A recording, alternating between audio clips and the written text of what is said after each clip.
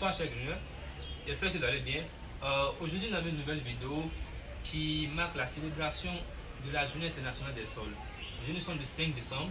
5 décembre, date qui a été désignée par l'Organisation internationale de la faim pour essayer de mettre en exergue les bienfaits de notre sol. On va essayer de parler de l'importance des micro-organismes dans le sol. Il faudrait bien qu'on sache qu'est-ce qu'un sol. En fait, le sol, c'est la partie la plus superficielle de la couche terrestre. Et on n'a pas un seul sol, mais on a plusieurs types de sols. Parce que le sol provient de la dégradation de la roche-mère.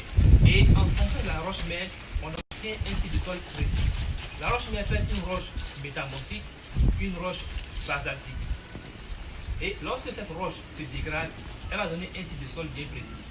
Il est question de savoir le rôle des organismes dans la fertilité des sols, notamment dans tout ce qui est fertilité des sols. Du fait qu'elles creusent des galeries, et ces galeries permettent, lorsqu'il y a des pluies, lorsqu'il y a des précipitations, et lorsque ces précipitations entrent dans le sol, par le biais des vers de terre qui ont creusé au préalable des galeries, l'eau sera en mesure de s'infiltrer dans le sol par ces galeries, ce qui permet aux racines de puiser les éléments nutritifs dans le sol.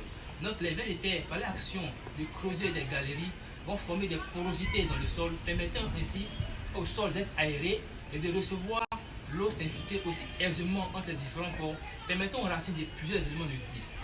Là, je vous présente sur mon bananier quelques vers de terre que j'ai dégoûtés là. Vous les voyez. Je vous présente des vers de terre que j'ai dégoûtés dans mon jardin. Tu vois, ce sont des micros, ce sont des organismes par les deux tentacules de part et d'autre sont en mesure de creuser au fond du sol pour mettre des petites galeries permettant aussi à l'eau et à l'air de circuler aussi aisément. Donc, ce sont des facteurs qui permettent au sol d'être fertile. Outre les vers de terre, il y a aussi les termites. Les termites aussi sont des indicateurs de fertilité du sol. Lorsque dans un champ, vous avez votre termite, cela signifie que votre champ est gorgé d'eau parce que la termitière le plus souvent est mise en place sous une bombe d'eau, sous une gorgée d'eau, ce qui permet aux termites de modeler aussi facilement l'argile de la faire remonter en surface. Donc les termitières dans un champ sont des facteurs de fertilité du sol.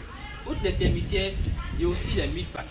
Donc je vous encourage à l'occasion de la journée du sol à protéger ces micro-organismes en évitant de les tuer parce qu'on les tue en utilisant les fertilisants chimiques. Ainsi, lorsque nous utilisons les engrais chimiques pour booster la fertilité de nos sols, certes, ces engrais utilisons les engrais chimiques pour booster la fertilité de nos sols. Certes, ces engrais chimiques-là permettent d'avoir un bon rendement à la fin.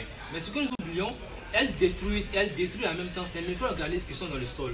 Donc, on vous exhorte à plus opter pour la matière organique ou bien faire un jumelage de matière chimique et de matière organique pour essayer de préserver cette biodiversité du sol. Parce que si le sol perd sa biodiversité, elle est irremplaçable. Donc, je vous exhorte à l'occasion de la Journée internationale du sol de protéger nos micro-organismes. Je vous remercie.